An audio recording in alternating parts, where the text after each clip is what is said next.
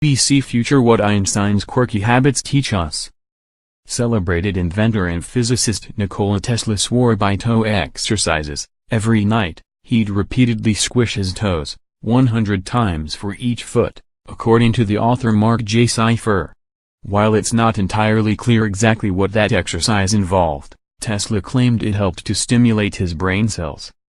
The most prolific mathematician of the 20th century, Paul REUTERS, preferred a different kind of stimulant, amphetamine, which he used to fuel 20-hour number benders.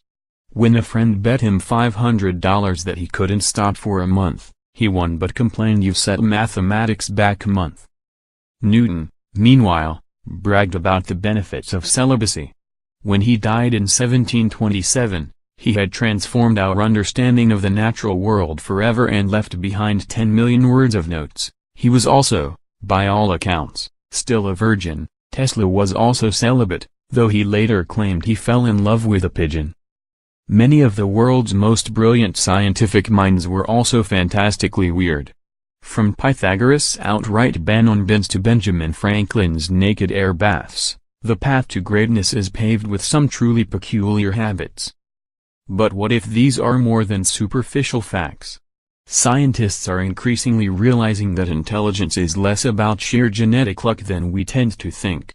According to the latest review of the evidence, around 40% of what distinguishes the brainiacs from the blockheads in adulthood is environmental. Like it or not, our daily habits have a powerful impact on our brains, shaping their structure and changing the way we think. Of all history's great minds, arguably the master of combining genius with unusual habits was Albert Einstein, so what better person to study for clues to mind-enhancing behaviors to try ourselves?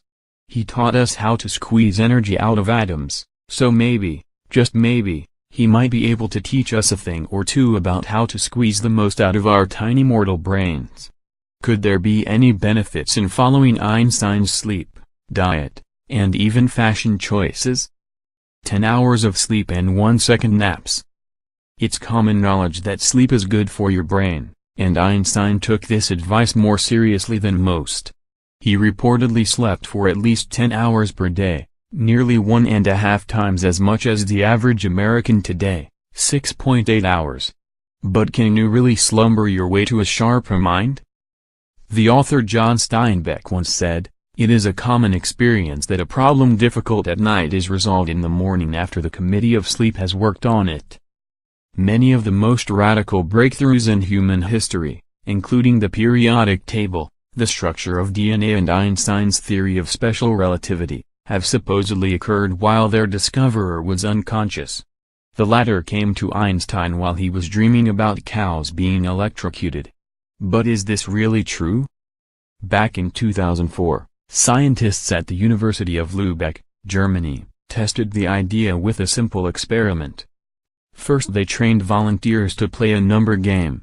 Most gradually got the hang of it with practice, but by far the quickest way to improve was to uncover a hidden rule.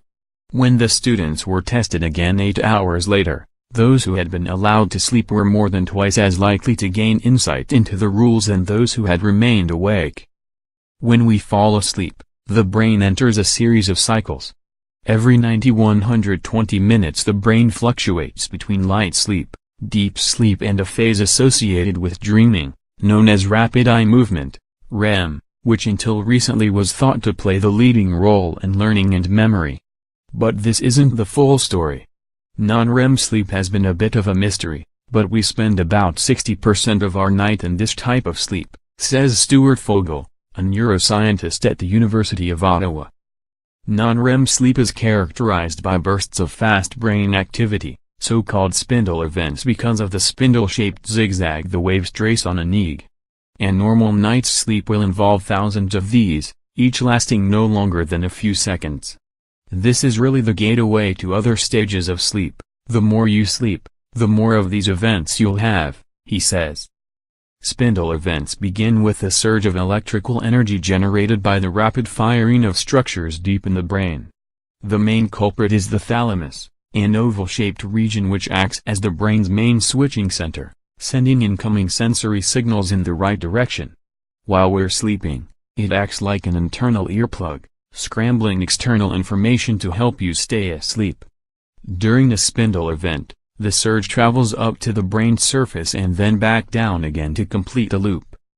Intriguingly, those who have more spindle events tend to have greater fluid intelligence, the ability to solve new problems, use logic in new situations, and identify patterns, the kind Einstein had in spades. They don't seem related to other types of intelligence, such as the ability to memorize facts and figures, so it's really specific to these reasoning skills, says Fogel. This ties in nicely with Einstein's disdain for formal education and advice to never memorize anything which you can look up. And though the more you sleep, the more spindle events you'll have, this doesn't necessarily prove that more sleep is beneficial. It's a chicken and egg scenario. Do some people have more spindle events because they are smart, or are they smart because they have more spindle events? The jury is still out, but a recent study showed that nighttime sleep in women, and napping in men, can improve reasoning and problem-solving skills. Crucially, the boost to intelligence was linked to the presence of spindle events, which only occurred during nighttime sleep in women and daytime slumbers in men.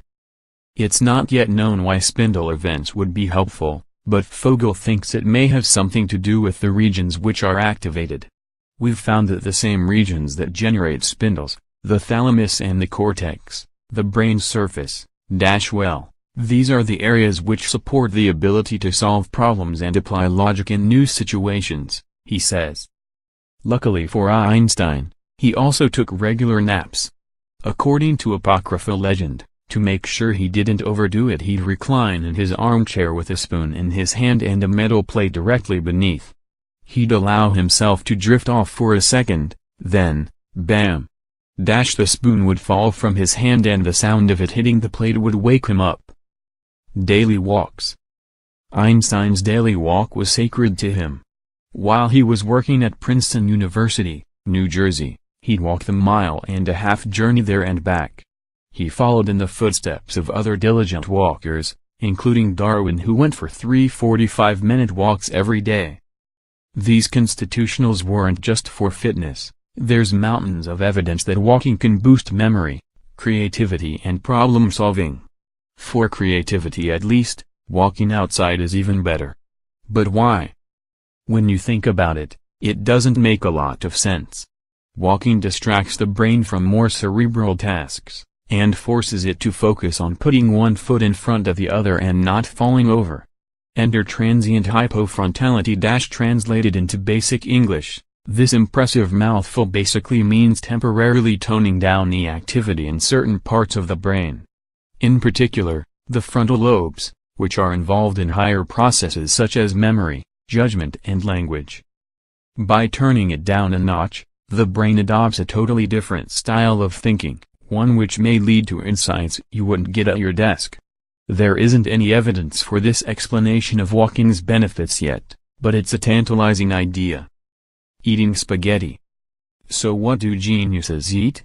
Alas, it's not clear what fueled Einstein's extraordinary mind, though the internet somewhat dubiously claims it was spaghetti. He did once joke that his favorite things about Italy were spaghetti and mathematician, Levi Civita, so we'll go with that. Though carbohydrates have got a bad rep, as always, Einstein was spot on. It's well known that the brain is a food-guzzling greedy guts, consuming 20% of the body's energy, though it only accounts for 2% of its weight. Einstein's may have been even less. His brain weighed just 1,230 grams, compared to an average of around 1,400 grams. Just like the rest of the body, the brain prefers to snack on simple sugars, such as glucose, which have been broken down from carbohydrates. Neurons require an almost continuous supply and will only accept other energy sources when it's really desperate. And therein lies a problem. Despite this sweet tooth, the brain has no way of storing any energy, so when blood glucose levels drop, it quickly runs out. The body can release some from its own glycogen stores by releasing stress hormones such as cortisol, but these have side effects, says Lee Gibson, a lecturer in psychology and physiology at the University of Roehampton. These include the familiar lightheadedness and confusion we feel when we skip dinner. One study found that those on low-carbohydrate diets have slower reaction times and reduced spatial memory, though only in the short term. After a few weeks, the brain will adapt to salvaging energy from other sources, such as protein. Sugars can give the brain a valuable boost, but unfortunately this doesn't mean binging on spaghetti is a good idea. Typically the evidence suggests that about 25 grams of carbohydrate is beneficial, but double that and you may actually impair your ability to think, says Gibson. For perspective, that's around 37 strands of spaghetti, which is a lot less than it sounds, around half as much as the recommended portion. It's not as simple a story as it sounds, says Gibson. Smoking a pipe. Today, the many health risks of smoking are widely known, so this is not a habit that it would be wise to follow. But Einstein was a hardened pipe smoker, known as much around campus for the cloud of smoke which followed him as for his theories. He famously loved to smoke, believing it contributes to a somewhat calm and objective judgment in all human affairs. He'd even pick cigarette butts off the street and stuff the remaining tobacco into his pipe. Not really the behavior of a genius, but in his defense, though evidence had been mounting since the 1940s, tobacco wasn't publicly linked to lung cancer and other illnesses until 1962, 7 years after his death. Today the risks are no secret. Smoking stops brain cells forming, thins the cerebral cortex, the wrinkled outer layer responsible for consciousness, and starves the brain of oxygen.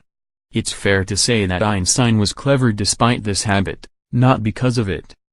But there is one final mystery.